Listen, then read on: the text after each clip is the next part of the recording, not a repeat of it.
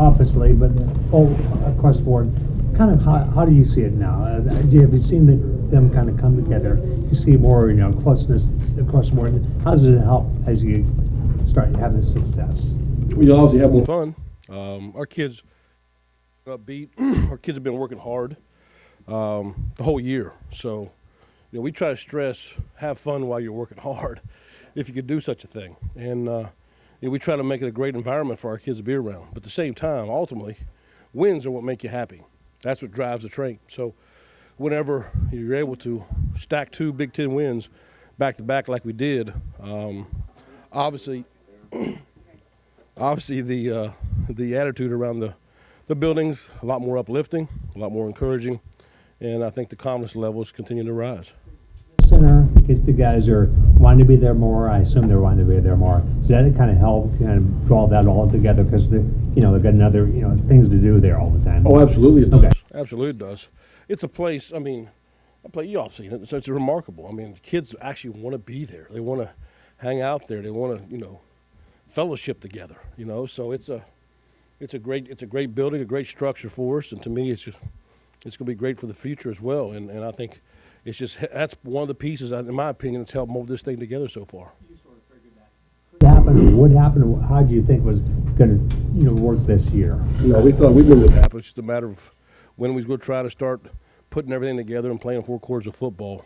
Like I said, the chemistry on the team was already there. That's been there. It's just a matter of putting the finishing touches on, finding ways how to finish a couple games. And we've been doing that so far this last half of the season, and just got to keep building. How much did the dictate the game plan? A lot. It was, a change of course probably right after the first series. If you go back and you watch, I tried to take a shot with Bebe early on, and he let one get through. He should have caught it, but he let it get through. But the conditions are what it is, and so we threw one more other time, and he dropped another one. It was just tough. You talk to the quarterback, and they said the balls were extremely soaked, and it was just hard to handle. What I was proud of was our guys didn't fumble. We didn't put the ball in the turf at all. So that was huge, in my opinion.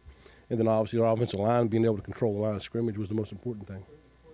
Are you watching the weather the whole time, and are you game planning for that kind of situation, or is it, well, this is what we have to change? No, absolutely you are.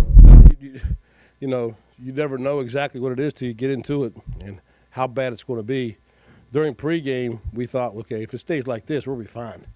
But as the day just went on, and we knew it was going to be a steady rain, but, goodness, it just kept coming, and then they got to the point where it was just tough to throw the football. I tried to steal one on the reverse pass with Casey one time, just trying to, kind of gut punch him a little bit, trying to steal one at the end because we got him in the right coverage. But once again, it was just one of them things that was hard to handle, and you try it one time, and after that, you got to go back to what's working. Brandon didn't have big stats, but 0 turnovers. Yeah. What did he do well, or what? Yeah. Well, first off, I could care less if we have any stats.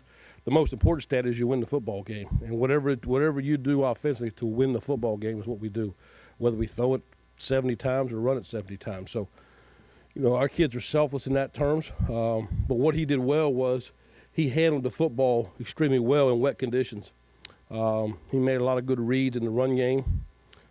He made some very pivotal pulls on some reads that actually he got out and got 5, 6, 7 yards at times. One time he got 10, 11 yards.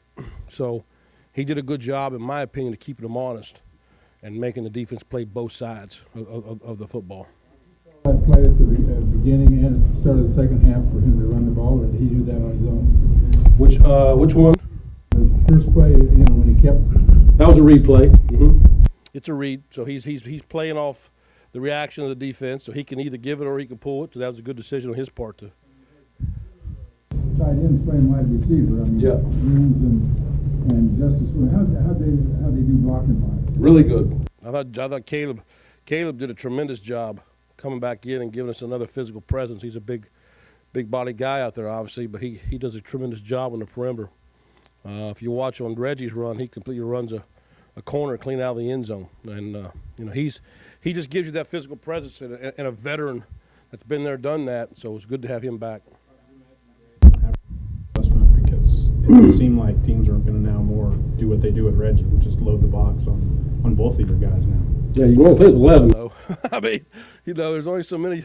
I mean, you can put 11 down in there, I guess. That's, we'll see. We'll see what happens. But I would assume that, guys will start paying a little bit more attention to Reggie, which in turn will help, or not Reggie, but Dre, but then will in turn help Reggie. So, if we keep playing and executing, we have enough men to, when teams load the box, hopefully we can throw the football a little bit out there, some one-on-one matchups. And when they don't, then we should be able to run the football. And when they try to load the box, I'm still going to try to run it. A couple key blocks too for undersized guy.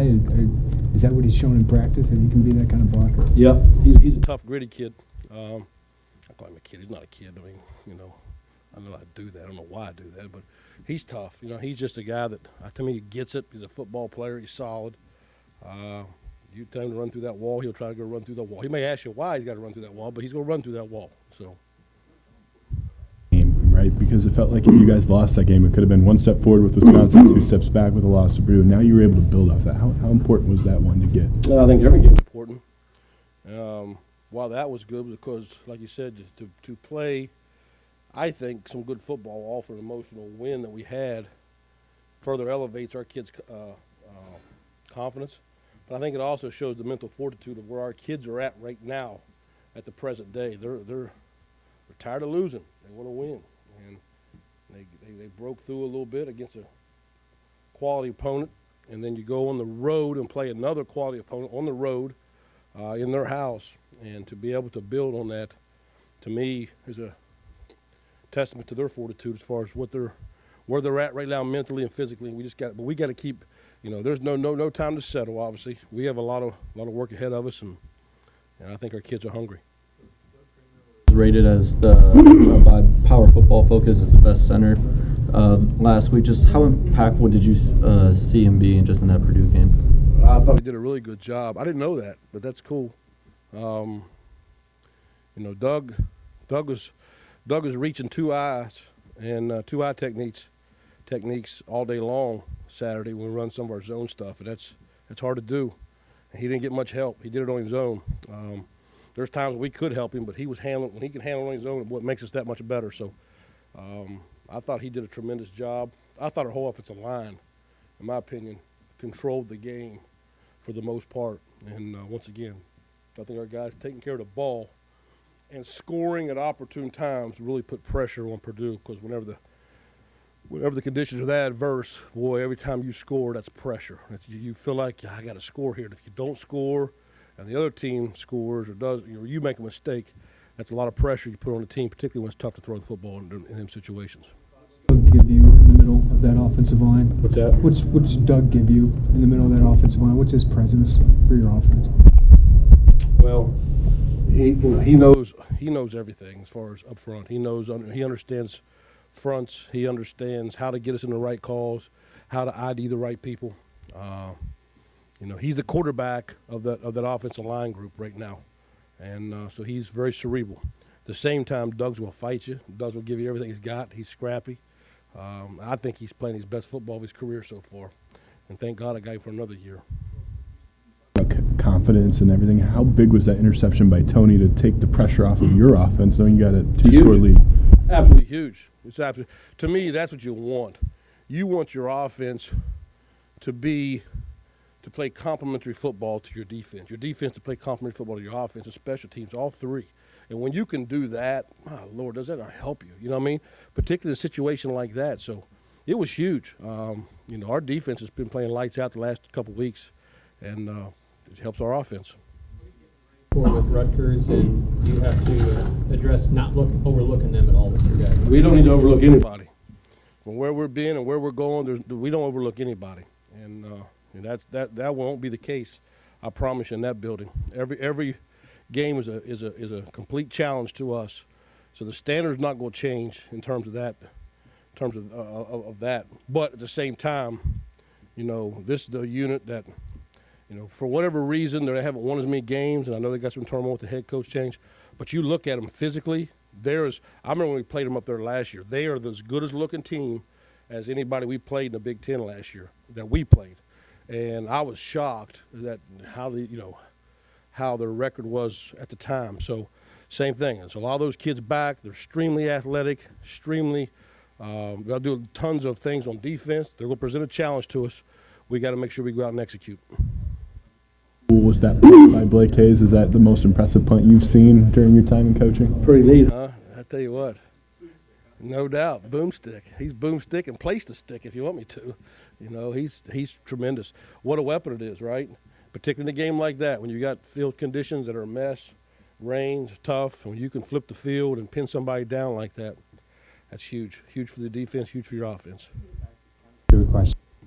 I think we probably, as reporters, think that's a big deal. As a coach, is that a big deal to you? Is that something you worry about? Something you try to get, together? Is that anything that you guys talk about at all? I don't know. Chemistry, yeah, it's always a big deal because you want the chemistry in the locker room to be right. That's what the off season. That's what everything's for, right? All the workouts, all the things you do together to form that brotherhood.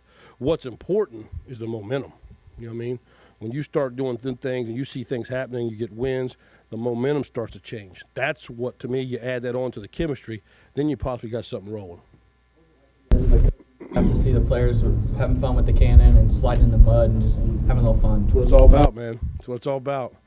You work too hard not to have fun. And that's why I said, if our guys want to play in the mud, jump in the mud after a game, after a big win, I probably should have went there with them, to be honest with you.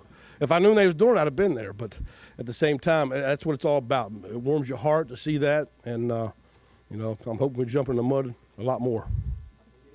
Experience like that, maybe just kind of change the approach day to day where, it might not feel like work as much maybe leading up to the next game? Well, first off, it never feels like work. I mean, seriously, we play for a living. And, so I've never punched a clock and never thought about it. So to me, that's awesome when you can have a job in your career that does that. For the kids, the same thing. And there's a lot of hard work that goes into this as far as the effort. For 12 games, 13, 14, whatever games it is. So that's extremely hard. And there's really, there's not a lot of room for error whenever you're going through this thing. So, whenever you get an opportunity to win a big game or win a conference game and you see those guys come together even more, what a reward it is. So you're right, it does not feel like work. We're playing for a living.